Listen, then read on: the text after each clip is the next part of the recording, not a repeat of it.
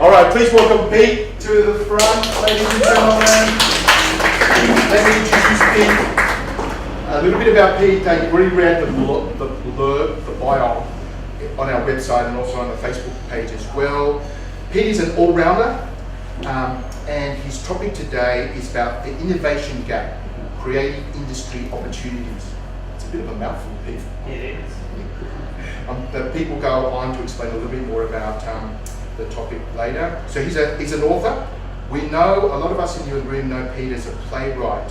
Has had a lot of successful monologues, including his work being produced in 22 countries and winning a number of major awards. I know Pete as the director of Short and Sweet Festival. People have heard about that? Yep.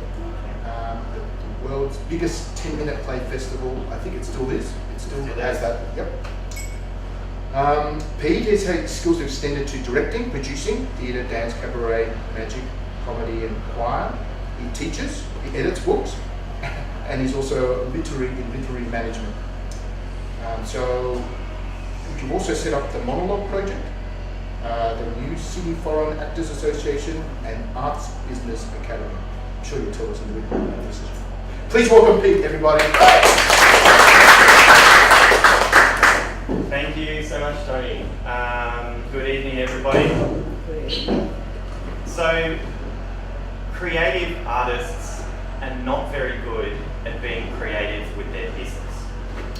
Thought I'd start with an insult. Bag out everyone in the room to get everyone on the side. So, I'm going to be talking about innovation tonight. I'm going to talk about what innovation is. It's a bit of a buzzword. If anyone works in business or has access to the internet, they would see that innovation is just a term people love to throw around at any possible opportunity because they think it makes them sound like they're really forward thinking. I'm going to talk about some examples of some innovations that I have worked on and some other ones that I've come across in the Sydney market. And I'm going to talk about some, just a bit of a loose framework for how you can be more innovative.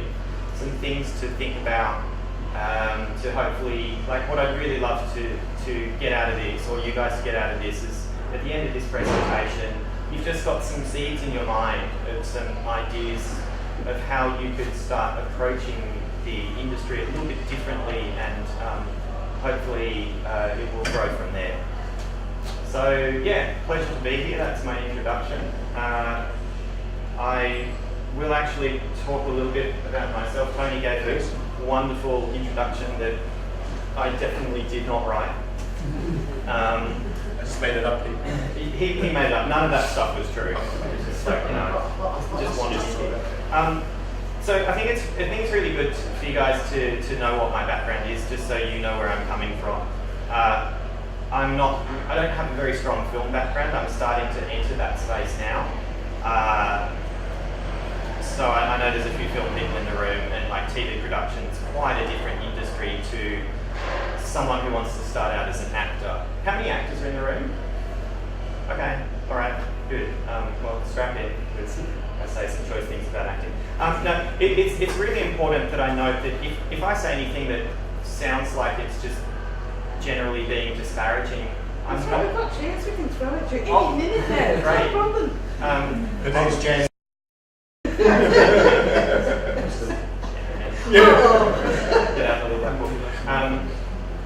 Look, if I do say anything that sounds disparaging, I'm trying to just objectively give you my observations of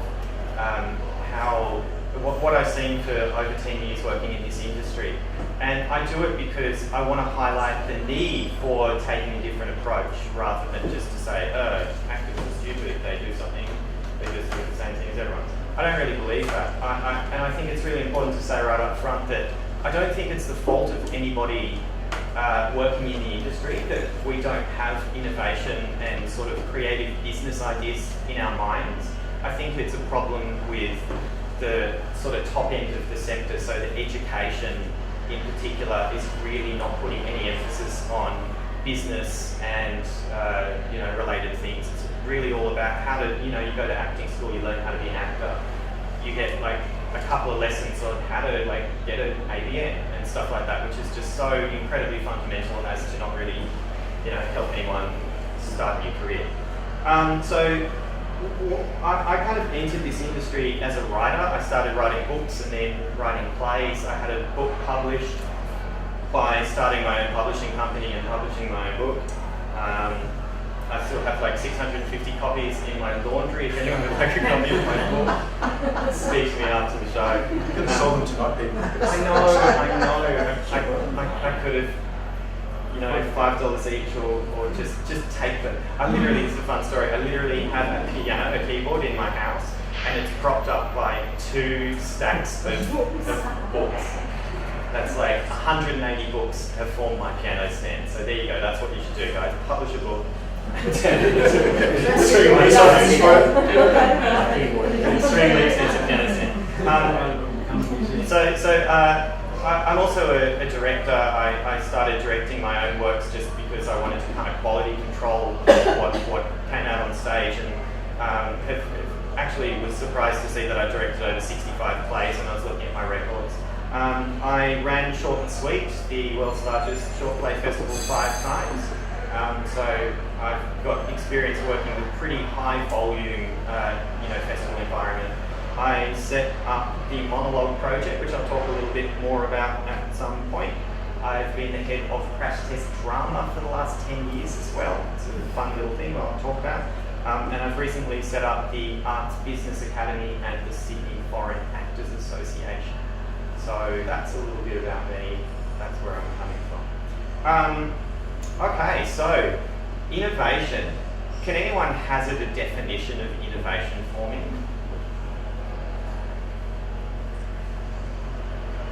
I will follow and tell someone, yes. Taking an existing or a product and making use a different way. Okay. Say a hammer can be like a jackhammer or something like that. Sure. Anyone else? Trying something new. Trying something new? One more? Lisa, I'm volunteering you. What's your definition of innovation? Looking what's there and doing it. Okay. Adapting to change. So these are all principles of innovation. I don't normally read out definitions, but I got this one. To make changes to something by introducing new methods, ideas, or products. That's a very succinct and pretty decent explanation as to what innovation is. It's about looking at something that exists and going, how can we do this differently? How can we make this better? How can we just take a completely different approach?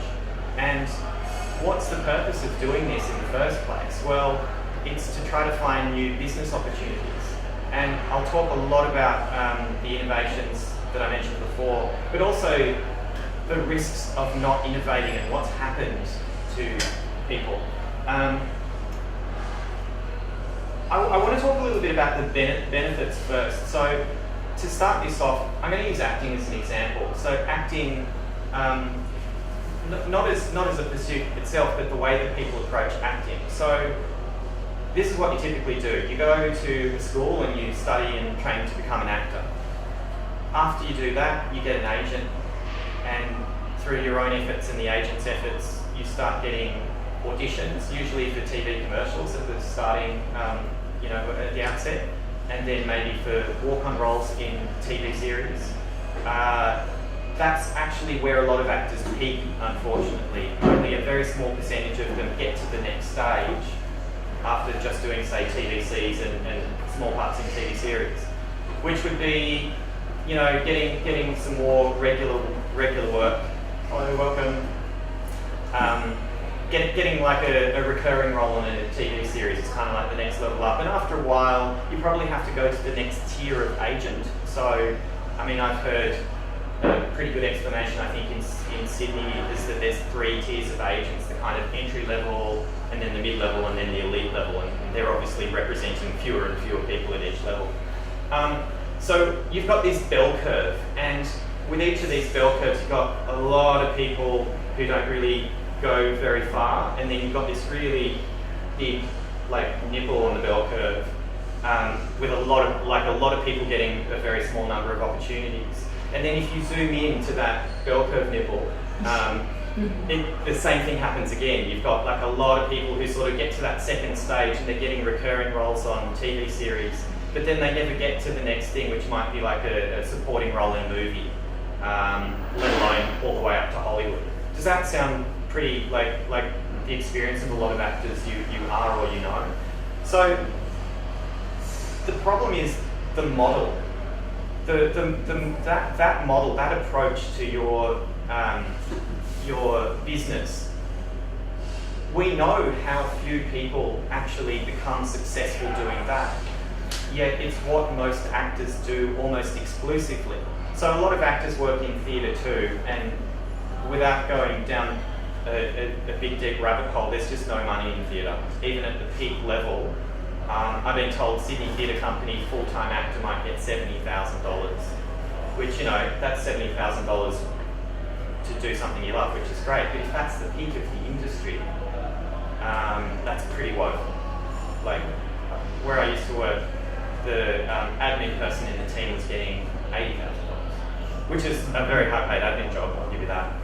But it's not very inspiring, is it, if you want to get into theatre and you go, okay, well, if I get to the very top, this is it, this is the ceiling of what I could possibly earn. Of course, the problem is that we also think about the outliers. So you've got Kate Blanchett, right, who might get hundreds of thousands of dollars to do a play. Well, that's because she's one of the top actors in the entire world, and they will get funding just to get her in. Does that make sense? So there's a very clear problem, which is that within this model, within this structure, only a very small number of people can become successful. So if you're just thinking of the stats alone, the chances of you becoming successful are incredibly low. And as we all know, you can be very talented, but you might not have the right look. Or you could be the inverse of that and do well. A lot of really good people are missing out in this model. So the innovative thinker will start to say, well, hang on, this model isn't very good for me. What are some other ways that I can use my skills as an actor to make a living for myself? Because if this is all I pursue, I'm almost guaranteed to have a very, very impoverished life with limited chances of success. And as much as that's a reality of the industry, I think there are alternatives, and I hope by the end of this that you'll be starting to agree with me. Innovation is also a great way of finding more money, if nothing else. It doesn't mean that you necessarily progress to a higher level. I do some things which make me a little bit of money, which I wouldn't consider to be at a high level at all. Like I can teach and earn over $100 an hour versus an actor who might do a theatre production and earn $100 for the whole production, which is abysmal, but that's the nature of the theatre sector. It's also a great way to upskill. So when you start to innovate, then you're using a different skill set from just being a creative artist. And I think these are really important skills which are transferable and help you in some other things that you can do in life. But I'm also going to give a couple of examples that are quite famous, and maybe some of you guys will have heard of these, about why innovation is so critical. Now, everyone remembers Kodak, the camera company, the Kodak moment, this amazing marketing campaign that they put out there. That was getting people shooting with Sony cameras saying, hey, let's get a Kodak moment here. Kodak collapsed, I don't even know how long ago, 10, 15 years ago now, because they didn't ride the digital camera wave. Funnily enough, they invented the digital camera. In 1975, they made the first digital camera. Yet their executive did not think that digital was going to be the future. And what happened to them? They got absolutely smashed because people started to move towards digital cameras, and all of a sudden the analog camera market just faded to nothing and the company collapsed. So it's a good example of a broad technology change that they just didn't ride the wave. That's all they had to do. At the very least, they could have ridden the wave. They didn't have to invent the technology, even though they did. That would have been enough, if that makes sense. Another very similar example is Blockbuster, or think about any of those chains of movies. You have Blockbuster, who were the biggest international video rental company, doing very, very well for themselves, and they didn't ride the digital wave either. And all of a sudden, you start having streaming videos, and you know, it's pretty obvious to anyone who is watching the internet evolve that streaming videos were going to become more and more accessible. You know, there's something called Moore's Law, which is that basically computer technology doubles every 2 years, I think, something like that. So processing power, that kind of thing. So it'd be obvious to anyone who's working in business that this is the future of video, and yet Blockbuster did not try to go down that road. The company now, Netflix, who just didn't even exist in Blockbuster's day, and they've just come into the market and just gone, yes, and they own it. Obviously, not exclusively, but you know, they're doing very, very well. And another example is the book industry, which is another similar thing. The book industry was kind of in denial of this technological change of ebooks coming in, and again, they did not ride that wave. Who is the biggest online publisher now, or the biggest publisher in the world? Amazon Books. They weren't even a publisher, you know, not long ago, and now all of a sudden they've gone into the space and taken over. Now, the difference is when you're a big company, you're very vulnerable. If something changes and you don't keep making money, then that can be it. You can be just completely dead. Whereas if you're an individual, other than having to survive and feed yourself, you don't really have that problem. And I think, I've been thinking about this the last couple of days, and I think the reason why artists persevere is because they're really passionate about it. So even though you can say, well, I know that the bell curve and the nipples is really bad for me as an actor, I'm still going to pursue that because I really love acting. Which is really great. To me, that explains why we have so many artists, despite the fact that so few of them succeed in career terms. That's not to say that they don't enjoy their lives and do all of those things. That to me is another issue. I'd love to see everybody being able to do both, and I do see that there's potential to do that. So I'm going to talk through some of the innovations now that I have worked on. And I'm going to start with something called the Creative Career Health Check. So what this is I used to work in government. In my last job, I worked in government for a rating system for building sustainability. We would go into buildings and take measurements and measure how good they were with energy efficiency and waste efficiency, water efficiency, stuff like that.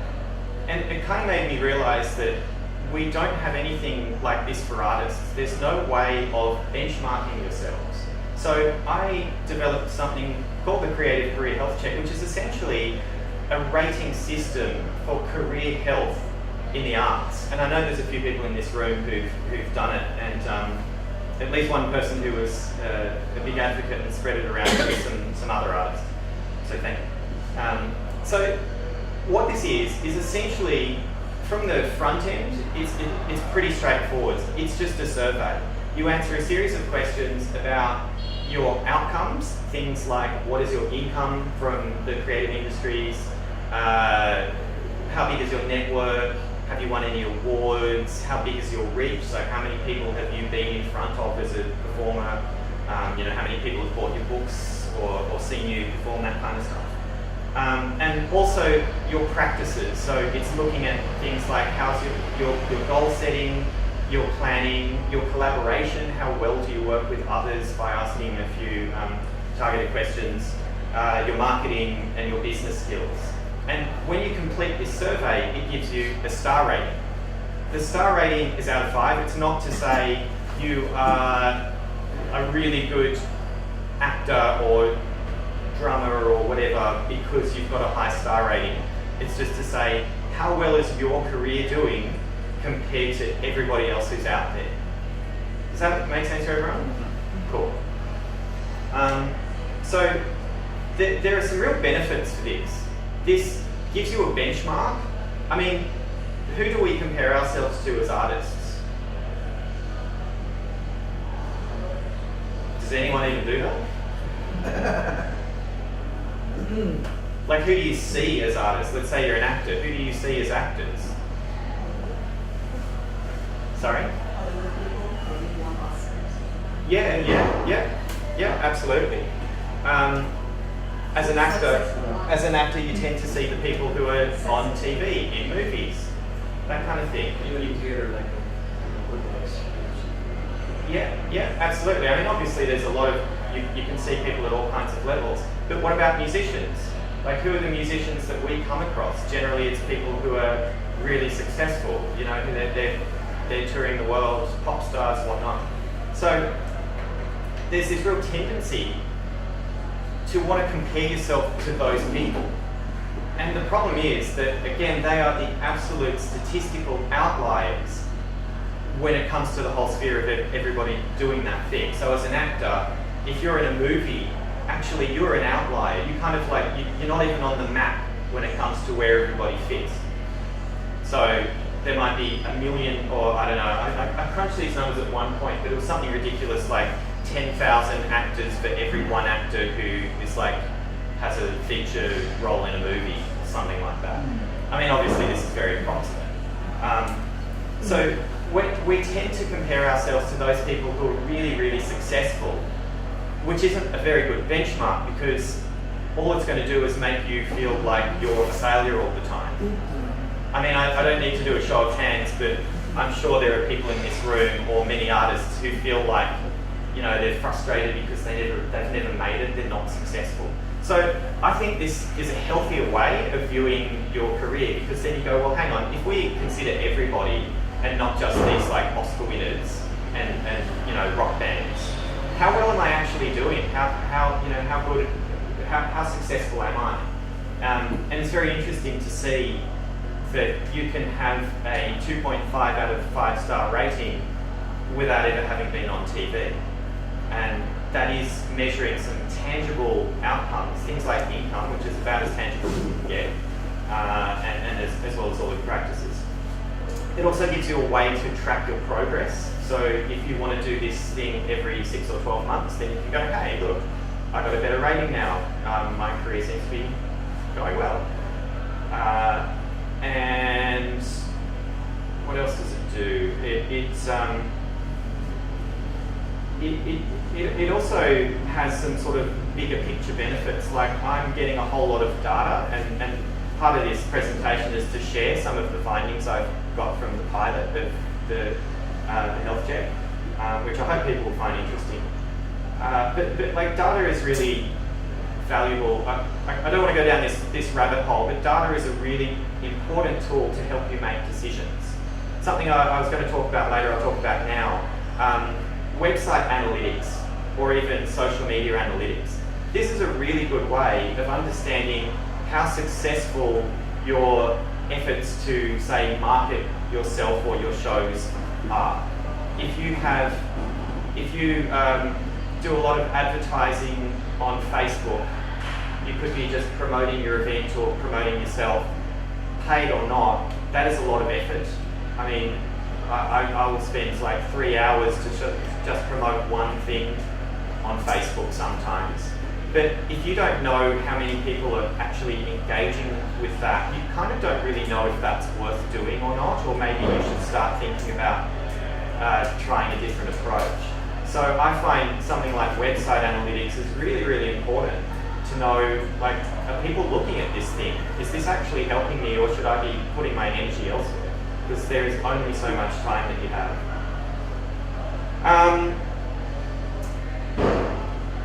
I think that's probably enough about that. I'd like to share some findings now.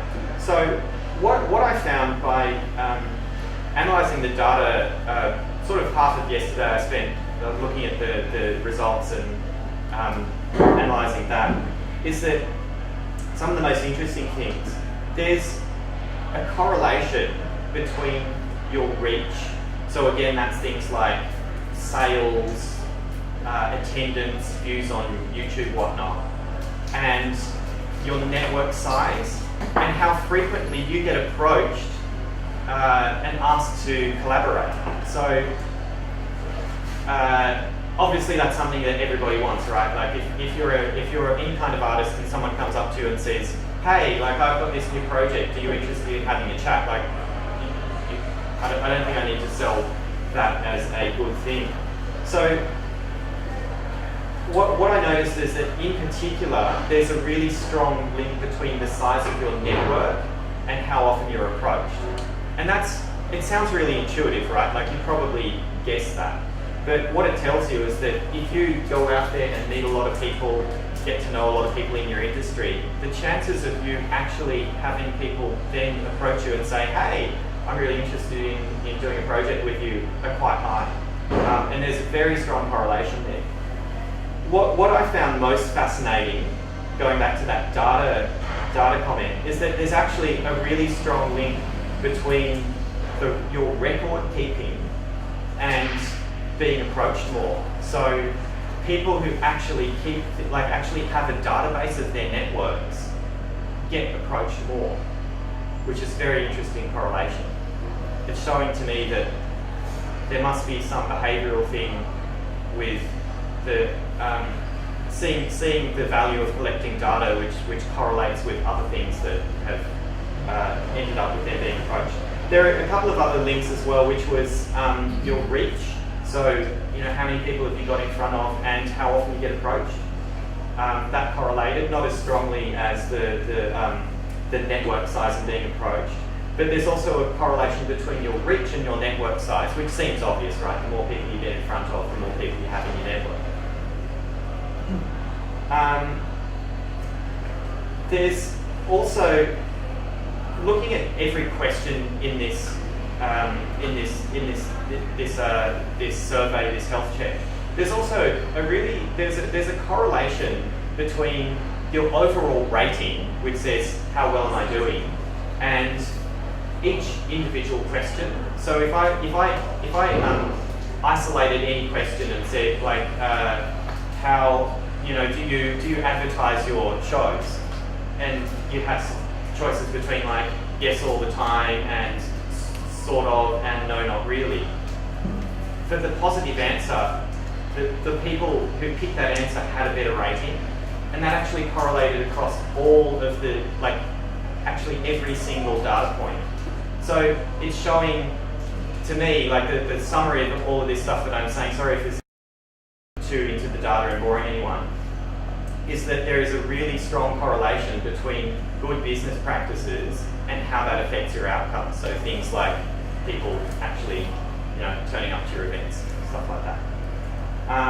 And one thing that I thought was fascinating as well, because I don't want to go down this as a rabbit hole, I'm trying to avoid rabbit holes, is that every single person in the pilot actually, with the question, if you get offered an unpaid work opportunity, would you say no on principle, or would you consider all factors?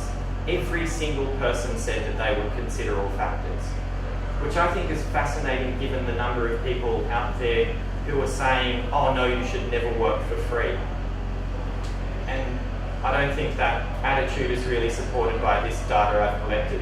I should put a caveat here and say this is like, it's only a relatively small number of people that have done this. It doesn't represent the entire world, but I'm hoping to get to the point where once this is live, I'll have tens of thousands of responses and I can actually make these statements as not just like, hey, my friend Bill did it. No, obviously did it. No. I want to talk about the bad now. I'm just going to rattle off some statistics here. Only 7.5% of artists earned more than $40,000. So 92.5% of people are earning well below the poverty line from the arts. That really sucks. 2/3 to 3/4 of people do not have a continued professional development plan, which is basically your plan as to how you can get better at what you do. 38% of people practice their creative skills weekly or less often. Now that to me was absolutely dreadful. If you are trying to be a a dancer and you're not even practicing once a week, I'm sorry, but how do you expect to compete in a flooded market with millions of dancers? How do you expect to do better than them? Are you that good that you only need to practice once a week and you'll be like, oh yeah, I'll be fine? I mean, do actors, when they don't have work, are actors sitting there practicing all the time? Are they learning new monologues? Are they working on their craft? Unfortunately. Waiters, what are you talking about? Indeed. Yeah, there you go. There's a number of things from. I might not go through all of these stats. I think we can more valuably move on, but I'll just sort of rattle off a few more. And if anyone's interested, I can tell you at the end. Only 11% of people have analysed their competition. So if you're trying to break into an industry, you have no idea who else is doing it and how they're doing it and what they're doing. It's going to be really, really hard for you to make good decisions. 42% of people spend less than 7 hours per week working on their career. Again, if you want to break into a tough industry and you're spending 7 hours, until I got a full-time job recently, I was spending 50 hours a week and thinking, God, I just need another 50 hours a week to do what I want to do. Only 11% of people had more than $5,000 to invest in their careers. Now, I understand, being an artist, you're not flush with cash, but what if you want to work on a project that you fund, or if you get an opportunity to travel somewhere and do something that might not have an immediate, if you go to LA, you can get in front of this person.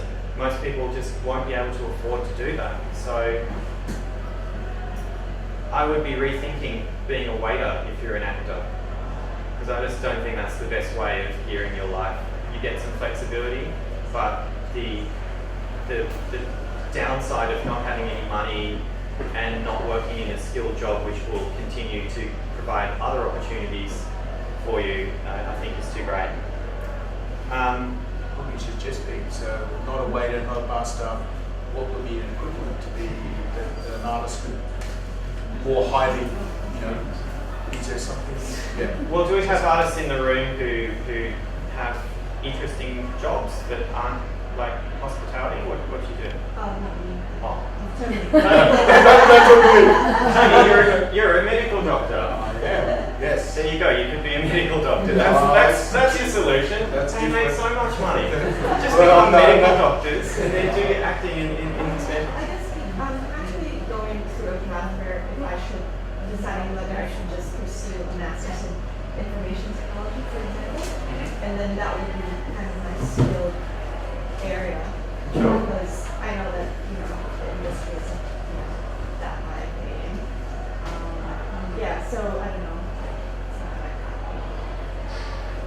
Great. Let's talk about that afterwards. We'll have a Q&A. Can you give me some time checks as well? Because I have no idea where we're at. Okay. And I'm only partway through all my thinking. Bring that up in the Q&A again, and then I'll give you a more comprehensive response, or let's chat afterwards. I might as well say now something that I work as a career coach. I don't think that was mentioned in my bios. And I'm happy to give anyone who's interested a free session. So just if you want to just get a bit of advice and find out a little bit more about what I can do as a career coach, I'll have a coffee, get together for an hour or 90 minutes or something like that. Just contact me. We'll make sure my contact details are available somehow. Anyway, that's the Creative Career Health Check. I hope you found some of that data a little bit interesting. I think I'll talk a little bit more about some other innovative examples of things that I've worked on or seen. And then I'm going to talk about some ideas on how you can start innovating yourselves. So, another project that I started is called the Monologue Project. Now, as a writer, if we think back again to that model with the bell curve, as a writer, there are lots of people out there writing plays and books and film scripts, etc. I started writing monologues not because I thought that was a great idea. It's just something I got interested in, and I started to write a few. And I started this company called the Monologue Project, literally because I was bored one day, and I was just like, oh, I know, why don't I do like live shows with monologues and then run workshops at school? And I knocked out a website, and then I was like, oh, I started a business, and only later did I realise that was actually a pretty good idea. Yeah, basically. But the reason why it was a good idea, I mean, this is part, it was more luck than planning, is because there's actually quite a lot of demand for monologues that no one's really filling. So one of my biggest markets is HSC drama students. Now, 80% of them perform a 6 to 8 minute monologue for their final exam called the individual performance. And there are 3,500 students who do drama every year. So there's, literally 2,500, 3,000 kids who need a 6 to 8 minute monologue every year. And they're very, very hard to find. Because if you search for monologues, you find film monologue extracts or audition pieces, 2 to 3 minutes. And students and teachers have a massive headache trying to find them. So I created this website and put all these monologues up there, and then I noticed that I was starting to get school kids contact me asking for permission to perform them, and realised that I'd found a market niche, and that's a big part of innovation. Can you find a service or a market where no one else is really playing in that space? There's a demand there, but no one's really supplying the demand. And that's worked out very well for me. I found other markets. There's actually Bulgarian English, like learning English, something or other, somehow got their hands on my monologues. So I get all these Bulgarian high school kids contact me. Okay. Hello, Mr. Malicki. Please. That's my Bulgarian accent. So you have to translate it into Bulgarian? Or? No, they have to perform it in English. Right. So it's really random. But that's the kind of thinking, like, just as a start in how to be innovative, that's the kind of thinking that you should be doing. Like, is there a demand for this somewhere that perhaps no one else is really meeting? And so by luck I found this, but then I was like, once I found it, I was like, okay, I'm just going to like flog this really hard and write more monologues and really be the person who's dominating that space. I also, I might talk about this now. So there's a problem with acting, preparing for theatre in particular. It takes a very, very long time to prepare for theatre, right? Like if you're doing a play, how long a rehearsal period? Several months, usually. If you're lucky, maybe 2-3 months. And then a production's several weeks long, and then what happens next? Generally, that is the end of the line. So you do that production, and it kind of goes nowhere. So one way of being innovative is to look at a problem like that, and to see if you can come up with a solution. Now, you can't mitigate the need for rehearsals. I don't know, maybe you could. But is there another way that you could structure this so that you will be able to do things more efficiently than 3 months of rehearsals and 2 weeks of performance? For one thing, like at a very simple level, I'd say you need to aim for some level of continuity. So if you prepare a production, you should aim to do that production more than once, because it's taking you 3 months to prepare it. You do performance for 2 weeks. And again, that's the end of the line. If you wanted to remount that production in 12 months' time, then you don't have to do 3 months of rehearsals. Maybe you just do a week of like refresher rehearsals. And also, funnily enough, as much as it feels like, oh no, but we've already done that and we didn't get great houses, well, part of the reason you don't get good houses in theatre is because no one's heard of your production. It's a new Australian play, or it's a new production company formed to do that new Australian play. There's just no continuity. And an example I like to give is, imagine if you go into a supermarket and you see a line of chips. There's tons of chips, right? There's a lot of competition in chips. And you go and you buy the chips and you're like, oh yeah, that was really good, but then they're not stocked in the supermarket. Like what happens? You just forget about that brand. They just sort of appeared and then disappeared. And that's actually what most people are doing with theatre. So not having continuity of, something, whether they're remounting the production or getting the same production company together again and doing something else under the same banner, so that people can go, oh yeah, I've heard of that, I remember that. Like, does anyone know Sport for Jove? No? One person? A couple of people? Okay. Sport for Jove is sort of relatively new. They haven't been around forever. But they're very, very active. They've been doing a lot of work in the theatre space. And they have a really big following. They're going to venues like the Seymour Centre and selling out shows at the York, which is their biggest theatre there, 700 seat capacity, which is incredible for independent theatre. And part of the reason, they do have a benefactor who gives them a lot of money, but part of the reason they've been able to achieve this is because it's Sport for Jove, and they just keep doing production over production after production. And then people know the name and they know the brand and they keep coming back. So yeah, doing one-off stuff, that's not the best way to do things either. Try to form a collective or remount a production or something like that. Sorry, let me just find my place. Oh yeah, so look, with the Monologue Project, something that there was potential to happen, but I never saw it through, unfortunately, was a bit of a different way of approaching that model. So what I initially did is I cast a few actors. Like I kind of had a grid, like the actors that I've cast here and the monologues that I have here. And I was sort of filling it out, like this actor is suitable to do this monologue and they have prepared it. And what I wanted to do is have a nice full grid so that I could say, all right, I've got these 20 actors on my books and each of them can do 3 or 4 monologues. And now I can put a show together really, really quickly because all I need to do is send out a bunch of emails and get these people can all be like, yeah, like I'd love to do a show. And I was putting on some monologue showcases. I kind of went in a different direction, unfortunately. But that was a different model, and it actually worked really, really well because you can, after a while, there's a lot of work at the beginning, but after a while, you've got all these actors, they're all prepped up, and if you want to put on a show, you can do it really easily. All you have to do is just, yeah, like I said, put some emails through. Another thing that I worked on with Latifa here is the Sydney Foreign Actors Association. So this is an example of where there was just something completely missing from the market. Now, foreign actors are at a disadvantage, particularly in Sydney.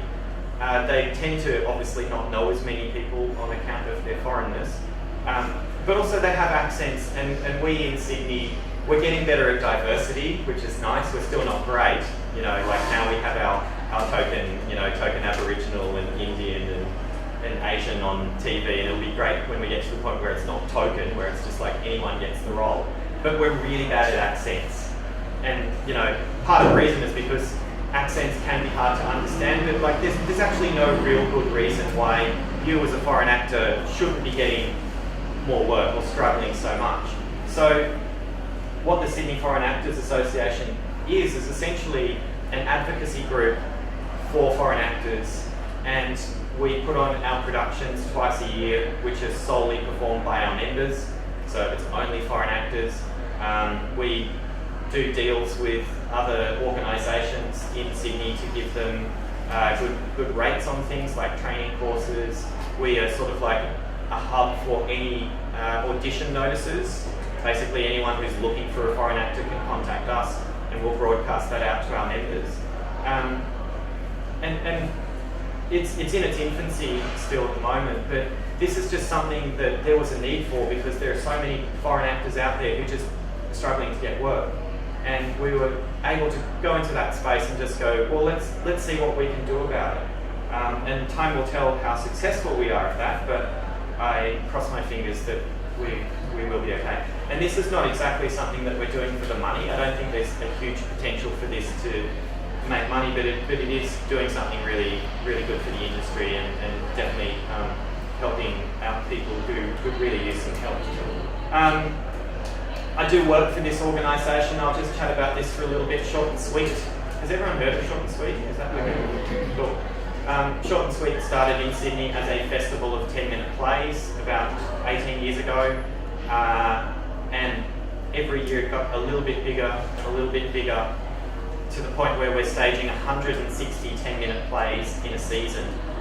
And it also we started to do festivals in other places. I think Singapore might have been our first international festival. We moved around Australia, Canberra, Melbourne, a few other places, Brisbane, and then we started to go overseas. And basically, Short and Sweet it's almost like a franchise.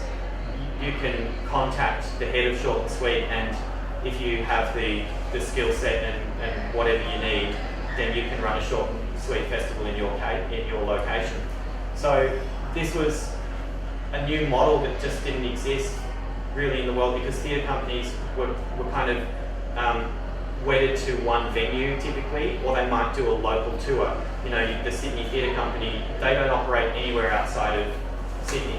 And that's not to say they need to, and that's a bad thing, but kind of no one was doing that. So Short and Sweet all of a sudden very quickly became the biggest transnational theatre organisation in the world's history, with festivals now in about 12 to 15 countries. We're looking at Mauritius. How fun is Mauritius? I mean, I've never been to Mauritius, I have no idea if it's fun, but the idea of doing Mauritius. And I'll give one more example as well, which is Sydney Interactive Theatre. Does anyone know that? Great, well it's now defunct, so you'll never get to know them, unfortunately. Sydney Interactive Theatre was a couple of guys who weren't really so much in the arts. I think one of them dabbled at acting, but they both sort of were young guys who did business stuff, and they went to New York and saw this event, and then they thought, well hang on, no one's doing this here in Sydney.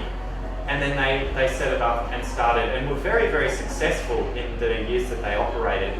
I think they closed up because the guys just wanted to move on and no one else took it on. But what Sydney Interactive Theatre did, you pay however much it was, maybe it's like 150 or 200 bucks, and you meet a tour guide who's also an actor.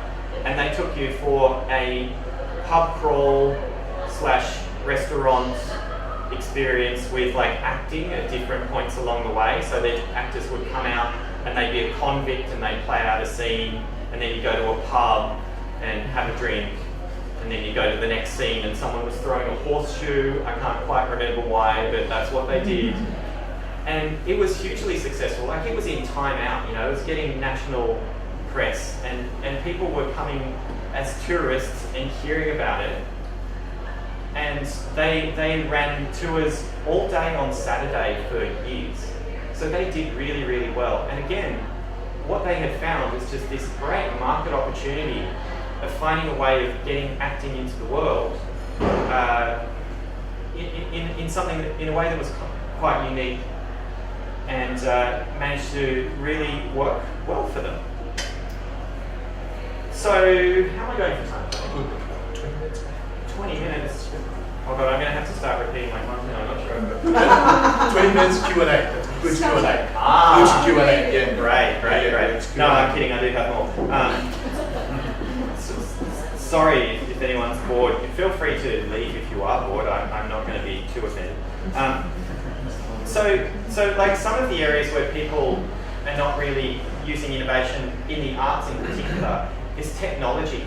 So if you think about what's going on now, it's all about apps, right? Uber Eats and Deliveroo are such fantastic innovations that use an app. The idea that, hang on, I don't just have to order, takeaway or delivery from this one place. I can go somewhere and choose from 10 local restaurants, and it's all really easy, and I just have to click a few buttons, and then I'm going to get food delivered to the door. It was just such a fantastic idea, and it's actually surprising that it didn't happen sooner. We probably had the technology 10 years ago to have something like, it could have been a website, didn't need to be an app. Someone could have been doing this a lot sooner, so it's just like, I don't know the genesis of that at all. But there aren't really apps out there for artists. I did some market research on this, and I couldn't find much. I found some apps which were kind of like, there were some pretty like casting apps, but they looked a bit crap. But there's like they were quite limited. One was tied into a particular organisation, like you had to be a member of this, like one of this agency's actors to use the app, and it's like, well, that's not really helping them, reach a really large market. Like Uber Eats can go around the entire world. These guys weren't really getting much beyond their existing client base. There's also, there are no apps that I could find, or certainly they're not very well promoted, that promotes talent. So you have the idea of a talent agency where you can, let's say children's parties is a really easy example. You can go onto a website and you can see children's parties and like, all right, like I've got a few different options. I can get performers to do, like balloons or superheroes or whatever it is. And obviously there's going to be a decent amount of demand for that. But what about an app where you can order different kinds of entertainers? Like what if you want a musician for your gig, or a magician, or an actor for something? This would be so successful if someone did a good job of it.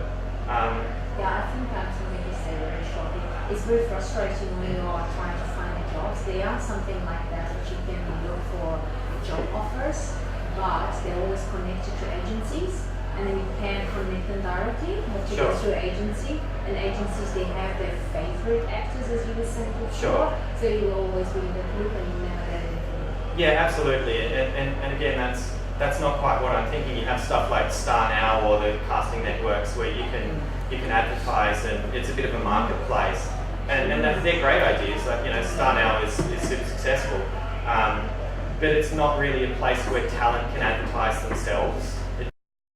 That way, it's more of a like the casting people will go on, or you'll pitch a project like I'm looking for actors to do this thing, sort of, rather than the other way around, which is like we're a collective of entertainers and we're available for you. And if you could start in your city as an app, and then you could roll that out across an entire country. So where are you based? And you click on a search function, you go, okay, these are the entertainers who are in your area. Like, this is such a great idea. Someone should go ahead and build it. Uber actor. But like that's a short film waiting to happen as well. Yeah. It's also a great short film idea. Adult entertainment. And look, this is going to sound really super boring, but actors are it's not just actors. It's any creative artist really not good at utilising existing technological tools as well. So not just like building an app, which I acknowledge it's a different thing altogether. Like if you want to paint, you probably don't want to be fucking around building an app and figuring out how to do that and then marketing. Like you're running a startup, as they call it. You're running a business. You're not painting anymore.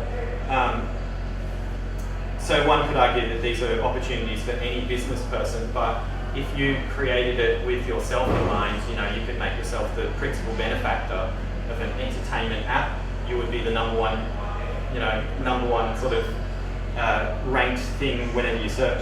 But just even basic things like Excel can do a lot.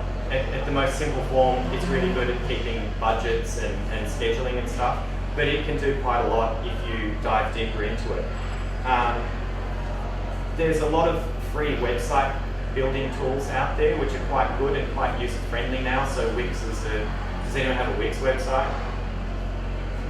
One person, a couple of people. Does everyone have a website? A few people.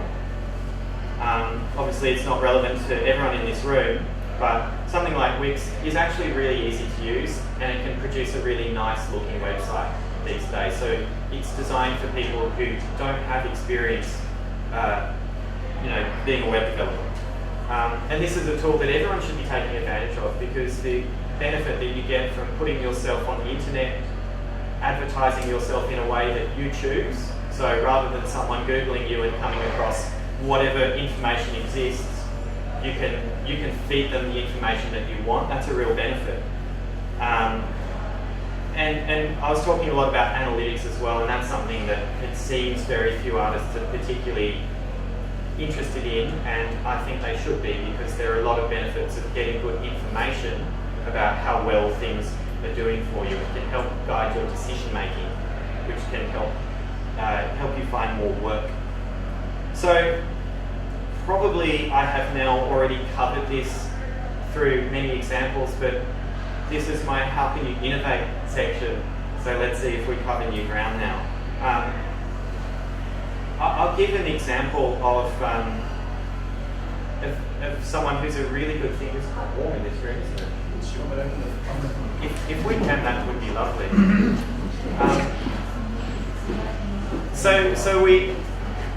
I just want to give an example of the kind of thinking that comes behind good innovation. And this is called first principles thinking. Is anyone familiar with this? No? Great. That makes me useful here. I'm telling you stuff that you don't know. So everybody knows Elon Musk, the somewhat eccentric man behind Tesla and SpaceX, and actually he was one of the instrumental people in PayPal. He used to be the head of PayPal. And when he's not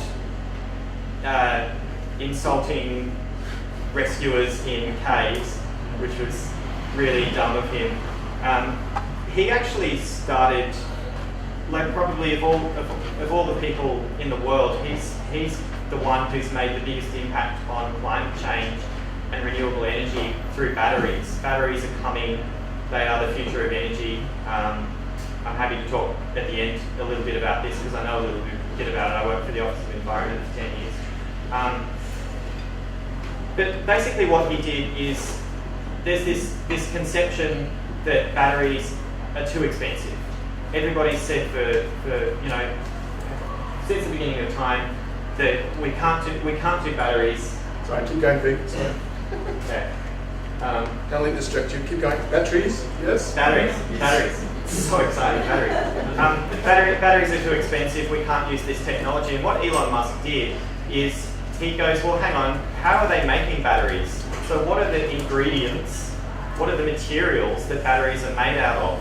And he did his research and he found what people were doing. And then he's like, okay, well, that particular thing, whatever it is, I'm going to make this up, cadmium, is really, really expensive. But if we sourced it from this place, actually it could be a lot cheaper. And instead of just accepting, oh yeah, batteries are expensive, he's done what you call first principles thinking and gone, why are they expensive? Can we do this in another way? And basically found a new way of getting all of the materials to make batteries affordable. And that is honestly changing the world. I mean, if you know, I don't know if anyone's familiar with what he's doing in the sort of renewable space, it's really quite phenomenal. So again, that's a kind of thinking that you can bring in, and these things can all apply. You know, hopefully through some of the examples I've given, you can start to see how this thinking can actually lead to you coming up with some new creative business. So a few other entry points into innovation. Finding a problem that needs to be solved. So can anyone think of, like, what's a problem that, you know, artists commonly face? My example was preparing a play takes a very long time. Can anyone think of a problem that, you know, everyone seems to have?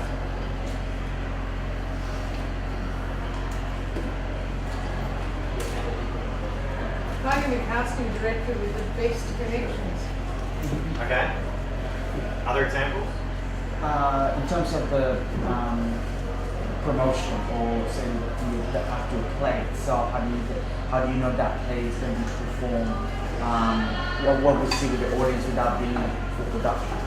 Because that kind of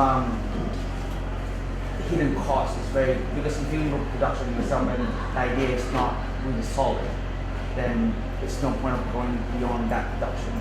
Okay. Yeah. Okay. Anyone else? Getting access To?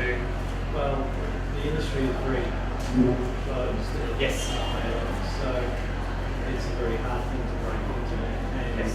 I know the club, so on the periphery of it, and you have to work out together. So getting access to opportunities. Right. And that includes funding. Sure. That's and working with it. Yeah, that's a great example. It is a real problem, just getting access to things in the industry. I mean, I can tell you from my perspective as a theatre producer, it is so hard to pay someone to mount a production. You can go up to them and say, hey, I want to give you money, I want to hire your venue, that's what you do, you rent your venue. And I'm going to put on a production and I'll pay for everything, don't you worry, it is so hard to even get the opportunity, which is pretty annoying. Why? Why? Because, well, there's several reasons. I mean, there's price. Some venues are just cost prohibitive. There's no way. But you just said that like scenario, you know, like, okay, I want to put this on, I've got the money, I'll pay for it, and you can't get it. Why? Okay, so some venues will just be too expensive to hire, so you wouldn't try them. There'll be other venues which only curate their season. So there's a very small number of people in the Sydney theatre sector who control 90% of what goes on stage. And a lot of those places, yes, they have very particular. yeah. They have very particular tastes, and they have their networks, their existing networks of people who they favour. So it's very, very hard to break in. So I mean, to me, the whole model is just completely broken. There's so many things wrong with the theatre model, but at its core, there's just no money in it, and I hate to just knock the entire sort of management sector, but there are not many people who are managing theatres in Sydney who are doing a particularly good job of increasing access. So going back to, I feel like we're starting to go down the rabbit hole, and we're going to get into a Q&A soon. So access is a problem. Accessing the decision makers in the industry is a problem. Accessing, you know, the tools, the venues, that kind of thing is a problem. So that's a really good starting point to try to think of a creative solution. The solution might not be trying to access those people. Maybe access, like this could just be, all right, this is a closed door. I personally have not really gone down the road of like sending my plays out to lots of theatre producers because it is so frustrating. Like, you know, not theatre producers, but the theatre stuff. It's so frustrating. I can say, look, you know, I've got this record, I've had 900 productions and won these awards, and this script's won awards, and then they're just like, no. So I feel like that's such a dead end for me to pursue. I'd rather be doing something where I think there's a greater chance of success with my time. So maybe if you're having trouble with access, you could think about, well, is there another way that I can get my work into the market? And Australian film director, iRobot, The Crow, Alex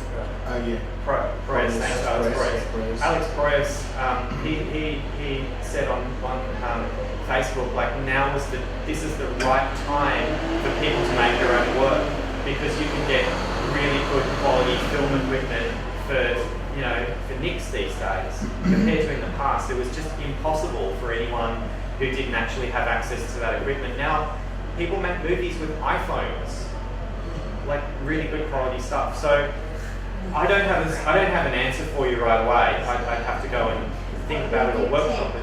Build your tent somewhere, and that's your stage. Other thing is to Put your tent up and then You bring your tent like a circus, and then put it somewhere, that's your stage. It's always the way I just say, like, think about, is there another approach that you can take? If access feels like a continual dead end, like, yes, there are things that you can do to break in, but everyone else has to do those same things.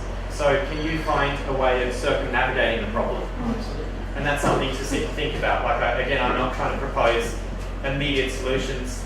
There are reasons why a lot of these things don't happen, because they take a lot of work to come up with. Yeah, I was still pubs, school halls, they're all accessible. They're not, Here's another way of thinking that's sort of along those lines. There's something called systems thinking. Now, systems thinking is where you look at how one piece of what you're interested in fits into a wider system. Now, I set up a little environmental group, and let me talk about this. The issue was litter. So obviously there's a lot of litter in the world, and it is a problem. And as someone who is quite into the environment, I thought I want to do something, like I want to try to make a contribution. And I started a Facebook group called Litter Vikings. And quite simply, it encourages people to pick up rubbish and then log it in an online form. It takes about 20 seconds. You just put in your name, your email address, and the number of pieces of litter. And then I get all the forms and I can, add up all the totals. I was trying to find a fancier word than add up, but it didn't come to me. Tally? Tally is one above add up, but not quite as anyway, the word aside. So look, on one hand, you could just pick up pieces of rubbish. But if it's just one person doing it, well, it doesn't make a difference on a global scale, which is where it matters. You might save one turtle from having a piece of plastic ingested, and that's great, but it is not making a significant difference. So I was trying to set up something which encouraged cultural change so that more people participate, and it started to become something that people just do. So yeah, like I'll pick up rubbish by kind of making it a bit fun, like there's a fun logo, and if you pick up 50 pieces, you get a title, like the forums do. You become the warrior, and then the rampager, and stuff like that. And the ultimate goal is to get to 1 million pieces of rubbish that people wouldn't have picked up otherwise. Now, I didn't really pour much love into this, unfortunately. I think it would work much better as an app than as a sort of convoluted website thing.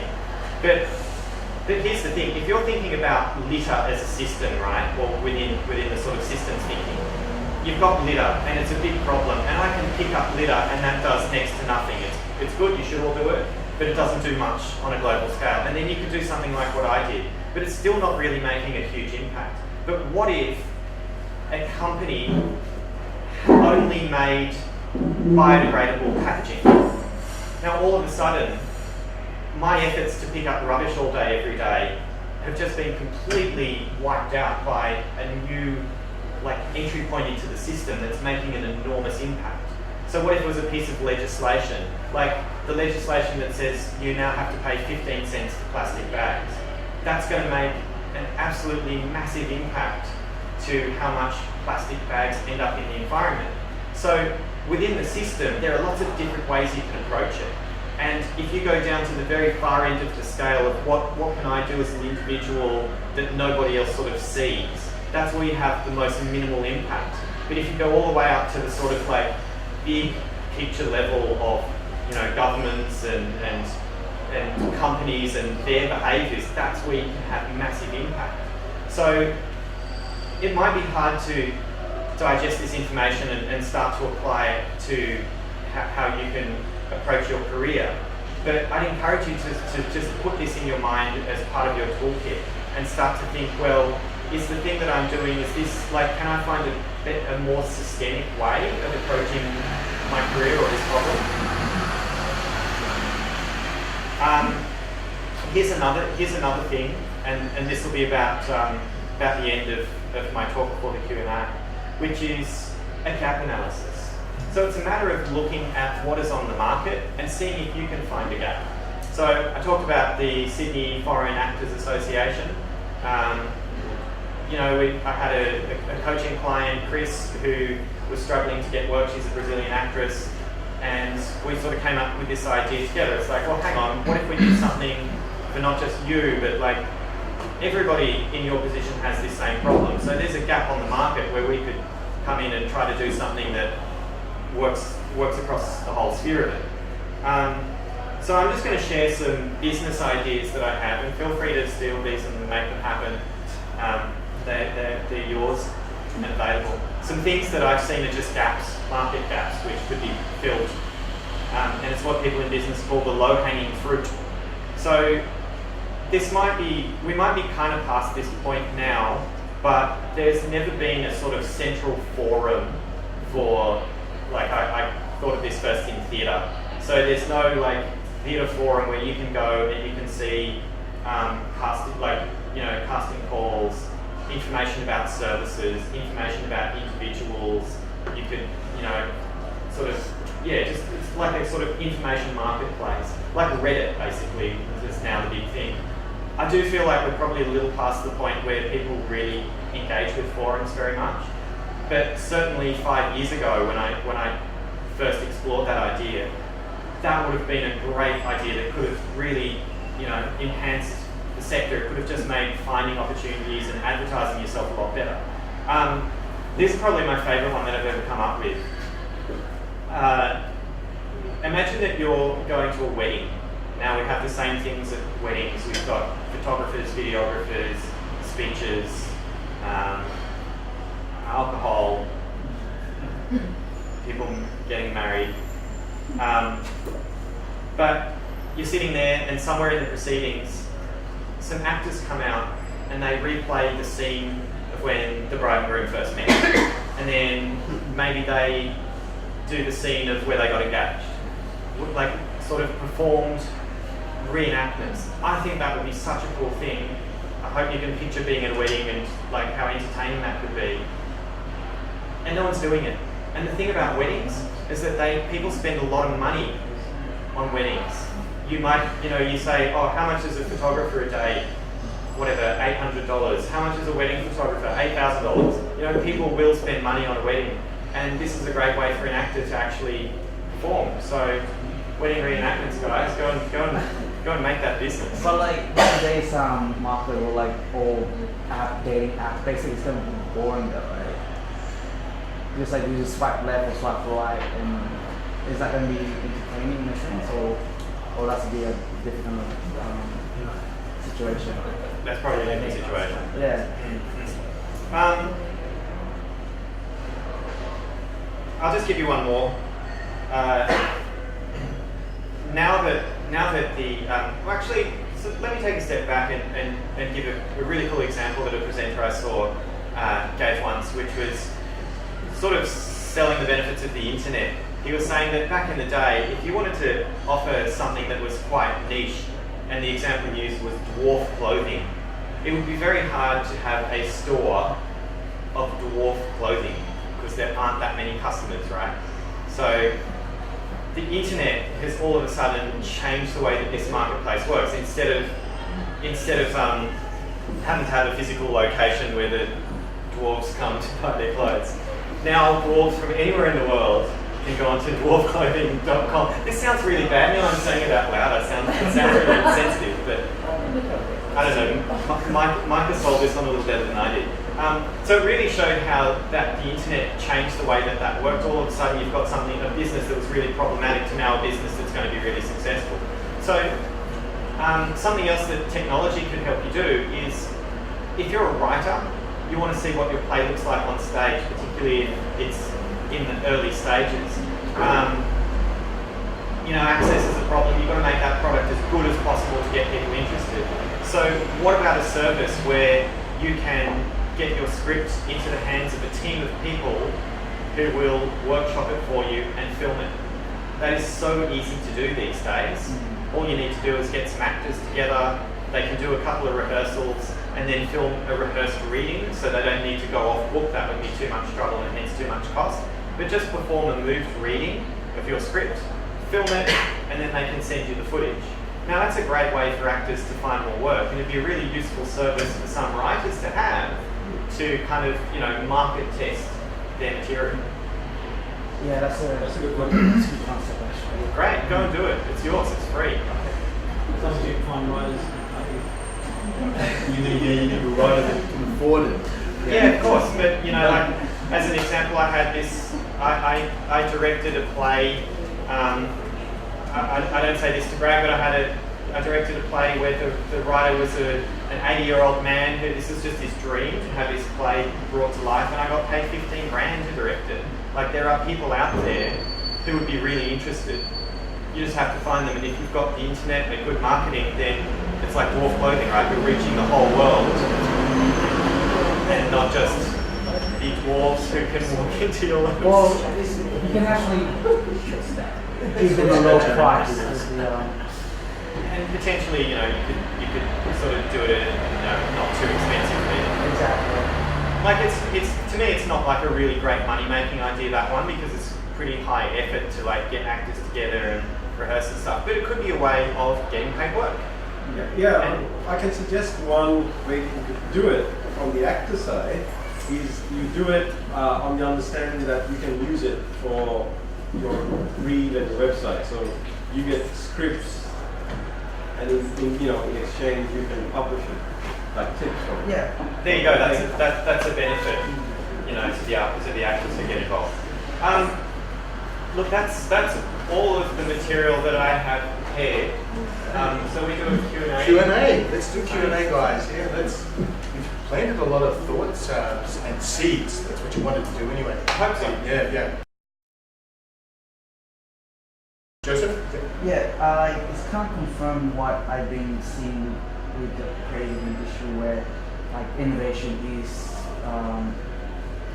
there, but like they're not being utilized, because like with TV and all that stuff, but also with Facebook live stream as well, you can actually have that interaction with marketing, with audience.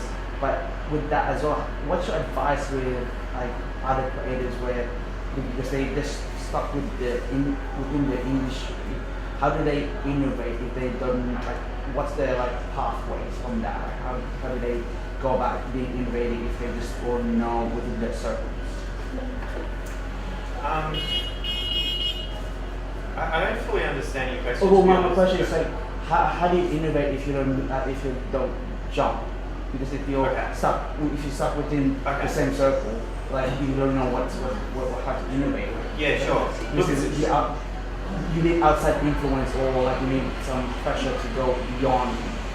Well, that's a good question, and that end statement I think is quite pertinent. I mean, the pressure to go beyond sort of business as usual is the fact that business as usual is not working for most people. The fact that you are not making a living from doing this, which is what we all aspire to. I mean, I don't make a living as an artist, and as you've heard from my bio, I'm doing 100 things, right? Like, it's very, very difficult and very competitive. So, like, that should be the driver first and foremost, is to create more opportunities for yourself and hopefully find ways of making more money. I mean,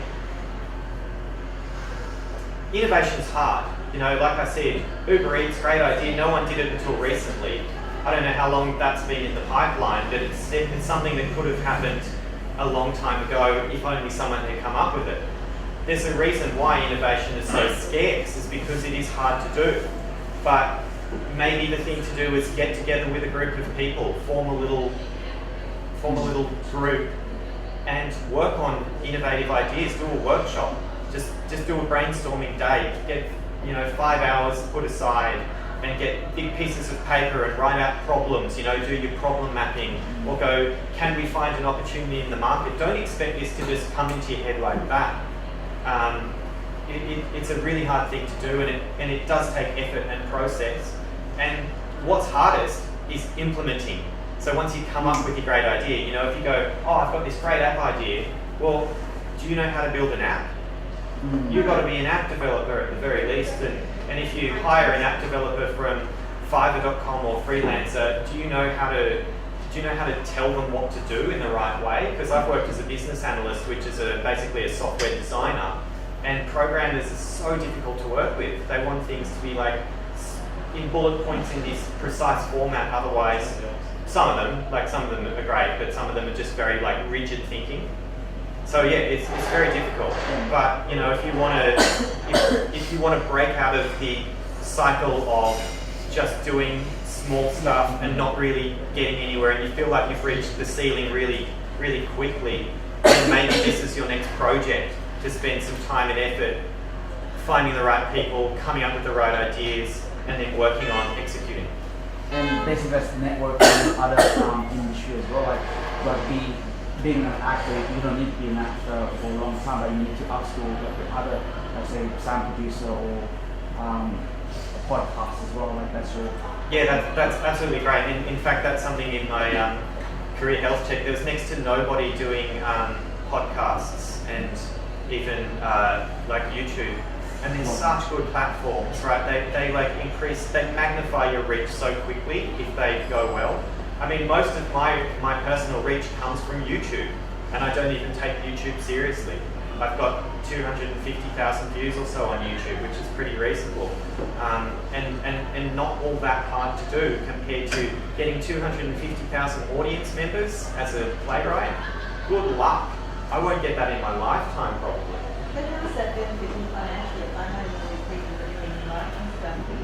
Well, Sort of get confused about all this, Yep. you know, really Instagram, this big thing, you know, 7,000 likes of it. So, yeah, and advertising. Well, no, I can actually, Advertising.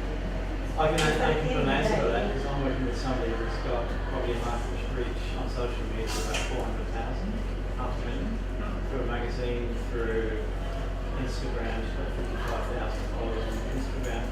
She's already got a business in a specific niche market. So for us to go and do a series, it's easy for her to go to sponsors. Yeah. To step up to, because she's already got the following. The sponsors will pay her because she's got the following. So therefore you can justify this and how and you don't make a lot of money to start with. yeah, But over time, I mean, I don't know how much you get paid from YouTube. nothing. My point. Yes, you do. Yes, you do. Well, But it's how you work yourself and angle as well. Yeah, A that's all lot of very true. Instagram influencers have products that they're selling and making. The problem is, Olga, I think you need to think it from a career perspective, not from an activity perspective. If you think about, I'm going to do a theatre play, and maybe I have 1,000 people come, and I'm going to make this much money. Well, what comes next? That's always my question. When I'm doing coaching, I say, okay, you're going to do this thing, and let's say it's really successful, but then what comes next? How are you going to capitalize off that? How are you going to turn that into a career, not just an activity? So something like YouTube, or anything that's unpaid, an unpaid podcast, YouTube, putting your writing up for free, that is getting your work out there in front of many people. I guess my frustration comes from it. I mean, it's almost like you have to really be an expert in the area, because the amount of money that I've invested paying people to assist me to get that my personal business it's an investment that I haven't seen any return on. Sure. Because people say, well, people love it, people like it, people look at all these people are always people saying fantastic, but it doesn't lead to. They're not buying you a coffee. Yeah. They're That's not it. buying you a cup of coffee for it. Yeah. That's a real true problem. So I'll just finish off my previous thought, which is going back to what I was saying earlier about the research through the Creative Career Health Check. We are seeing evidence that there is a correlation between reach and how often you're approached. So if you're on YouTube and you have 10,000 views, there's an indicator that this might actually mean one of those 10,000 people might actually come up to you and say, hey, like, I'd be really interested in collaborating. And I mean, think about everyone would love to work with a star, right? Like, you'd all love to work with a famous musician or actor. And how do we know about them? We just know about them because they've reached us. You know what I mean? So reach in and of itself is a very useful thing. But also if you're using YouTube, make sure you have a way of capturing the person who goes onto your YouTube. So what most people do with their advertising is they put something out there and they get a lot of eyeballs on it and a lot of interest, but they have no way of converting that to anything. So if you're going to advertise something on YouTube, like I put up my funny video, then have a plug to your live show, and then you'd like to expect that you'll get a conversion rate. Maybe it's 1 in 1,000, but if that means you reach 10,000 people and you get 10 more people coming along to your event, then you've achieved something. Or capture their details on a mailing list. Can you encourage? That's why every YouTuber is always saying like and subscribe, because they want repeat business from those people, because ultimately they want to convert them from just eyeballs on the screen to something a little bit bigger. I mean, I'm happy to, if you want to have a one-on-one chat at some point, I'd happily go into more detail. But I'd encourage you to look at digital advertising, digital marketing, because there are amazing strategies out there that will tell you how to actually capitalize off things like YouTube. It's more like it's called call to action, basically. Like So- likes and all that stuff. If somebody puts a like on YouTube, does that mean you've got their information? No, you don't get their information, but what that means is that you're more likely to reappear for that person. If they like YouTube has algorithms which So that try to feed you the content that you will most want. And one of the things it does to figure that out is what have you engaged with, what have you watched, what have you liked. It's quite like when you're on Facebook and you've been looking up motels in Paris. All of a sudden, on your own Facebook page will come up a list of motels in Paris. Yes. That's the principle. It's quite pernicious. Social media, I just studied something, so with social media, it doesn't, you don't get conversion so quickly, like, yeah, you can, there are tools to do that, but like, you can't expect that within 3 months I have a result. No, I'm not just 3 months, we've been in business for many, many years. Yeah, so it's just a matter of, if that's the case, then maybe it's just a matter of. I think sometimes because it becomes such a full-time, job to actually do that, and you can't afford to pay someone to do that, it's actually taking you away from What you the want to quality of do. service you're Yeah. providing. And that's why your quality of service and goes that's why down it's- while you're trying to get, And that's a really true point, going back to something I said earlier. That's why I'm a huge advocate for analytics. Because if you realise that your YouTube is not working, and it won't work for everybody, in fact, it won't work for most people. Because there's more content uploaded to YouTube every minute than a decade's worth of BBC's history, right? Like, so much content goes on there. Something like 4,000. Whatever it is, like it's a staggering amount of content gets put up there. So if you find that YouTube is not working for you, well, it's not the only thing that you can do to promote your business. So maybe it's just the wrong ad platform. And all of those things, exactly. But the same thing, if you see that you're not getting results, you need to think, well, how can I change my strategy on these tools? Or maybe can I put my time and effort elsewhere? I mean, marketing, it's the same thing. You can be innovative in the way that you market. Try doing something new. Try doing try starting a podcast. That can be a great way of promoting what you do. Or put effort into a website and search engine optimization instead of going for YouTube, which isn't working for you. Any other questions? We've just got a few minutes left. I like your thinking about going laterally and thinking about other different things, but I think, is it fair to say you've got to be prepared for failure? You've got to be prepared that sometimes these things don't work. You fell into the Monologue Project, that worked for you, continue to, almost by accident. Yeah. And other things you choose to go to, but sometimes you're going to, that's not working, I'm going to close it up altogether or whatever. Yeah, absolutely. That's a great question, Tony. The short answer is yes. I think if you're determined to make a career out of what you're doing, then don't be prepared to fail at the career level, but do be prepared to fail on individual projects. You just have to, there's a time where you have to cut your losses. And there's something called the sunk cost fallacy, and that's the idea that if you've invested a lot of time and or money into something, that you should see it through to the end. Now, that seems intuitive to do that. And a great example I've heard is like you rent a hotel room and you go in there and it's really awful. And you're like, I don't know, there's cockroaches running across the floor and it's dirty. And you go, well, I've already paid for this. I'm not going to go and stay somewhere nice because it's going to cost me another $300 and it's $500 for the night. Well, yeah, that's true. It will cost you more money, but staying in that cockroach-ridden hotel will not get your money back. What it will guarantee is that you have an awful experience. So you have to ask yourself, will I enjoy my holiday more if I just say, fuck it, I lost that money, I'm going to go and rent another hotel. An easier example to understand is if you're reading a terrible book or watching a terrible movie. It's like, no, I've got to see it through to the end. Well, reading a book might take you, I don't know, several months depending on how fast you read, if you're only kind of reading on the train. Do you really want to waste that time finishing a terrible book? Or do you even want to watch half an hour of a dreadful movie? Why don't you just start something else that you'll enjoy?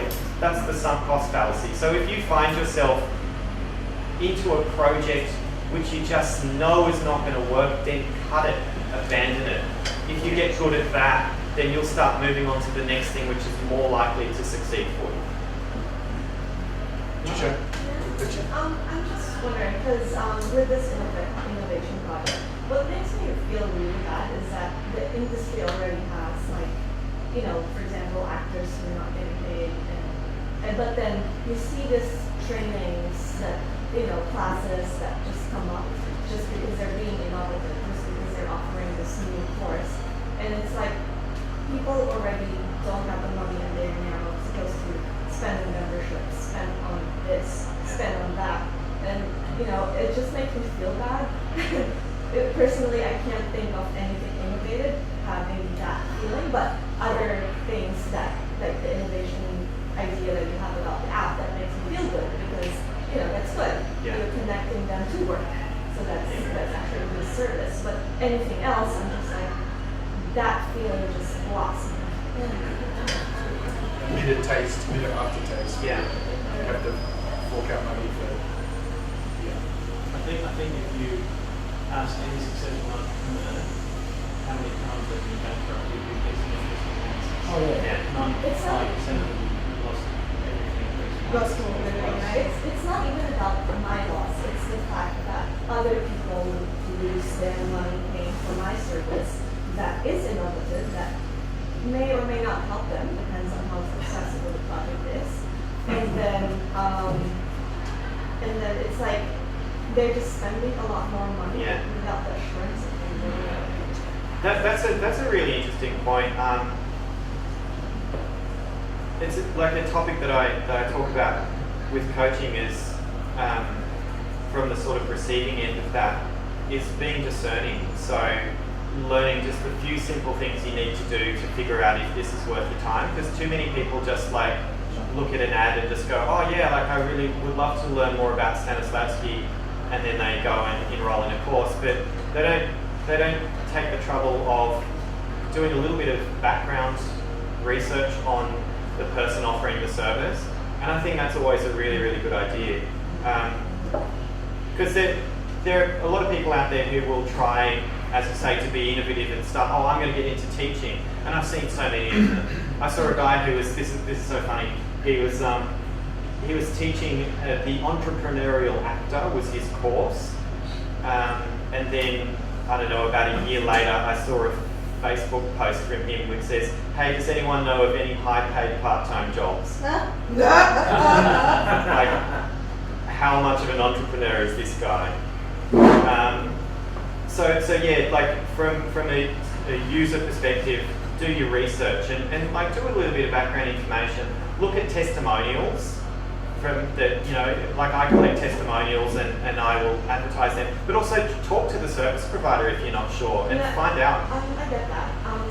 That's good. But for you, like offering a service, well, I'd say if you're not confident in how useful that service is, the moral thing to do would be price it accordingly. So make it relatively cheap, particularly when, like I think anyone who's new at something shouldn't be charging the top market rates, right? Like if you're a beginner teacher, you should not be charging $1,000 for a 6-week course. You should be charging something that's more reasonable, that reflects. And then, you'll also attract the people who are at an earlier stage of their career who will more benefit from you. So that's one way of countering that. Just it's become harder to raise the price, which I did. That's right. Yeah. So people get used to the price, and then if you say, okay, I'm going to raise it now, they say, no, goodbye. That's not a good business model. It's really hard. They say, okay, you offer that price, we just work with you, you keep it, otherwise you have to change location. I have experienced that differently. Like, I think it's when you have continuity of clients when that's the biggest problem. So let's say you're a piano teacher. If you have people coming in at $50 an hour and then all of a sudden you want to charge them $75, you'll lose those clients. But if you're running a one-off class and then 12 months later you run it again and you price it 20% higher, you can get away with that. And certainly from my own experience, I tend to price cheap because for stuff like that, the economics of it are really good. Running classes can make you a lot of money even at a cheap price. But also for access, because I like to provide people with the opportunities. Like I'm making most of my money elsewhere, so I don't need to try to squeeze every last dollar out of the starving artist. Yeah, but it is a valid concern. Like you don't want to appear, like position yourself as the cheap, shitty version. retreat. So I mean, there's no easy answer for that. It's just something you have to wrestle with and try to figure out where you think you're best positioned. Or here's another idea: do a pilot version of it for free. Do something for free with some friends. Just say, do it informally, get the skills, see the benefits that they get. That's what I did with my career coaching. I offered basically 3 different people got a full 3-month career coaching package for free. And that way I could get good at what I do. And I think about before I did that and after I did that, and God, I am a million times better. I'm so glad that I did that before I started charging people a lot of money. Is that sort of a tested product to the market before putting it in Yeah, there's a lot of things that you can do. You can develop your own skills. You can sort of market test the product and refine it. Exactly. Because again, it's not going to be perfect the first time you do it. And the more I do career coaching, every time I career coach, every session, I learn something new. As in, not necessarily new data, but I learn a new way of providing information, or a new problem that someone comes to me with, and I'm like, okay, well, why don't you try this? And like, I've got the sort of experience and the skill set to get given a new problem and to be able to give a decent solution on the spot usually. Or I'll say, look, let's talk about this next week, I'll have to think about that. So I'm always getting better and better and better at what I do just through interacting with my clients. And it's a good iteration of your product as well, because you're innovating the process more and more before you do it. Absolutely. And look, something else that I'm doing in that space is I'm developing a 60-week online course on career development for artists. So I spend a lot of my time sitting at home, writing materials, doing research. I'm continually getting better and better and better at that because I'm really interested in that space, and I can see massive potential to be doing online courses, selling online courses around the world. Talk to me. All right, that's a good question. Good. We're at the end of the EP. Thank you very much. Please thank you for joining.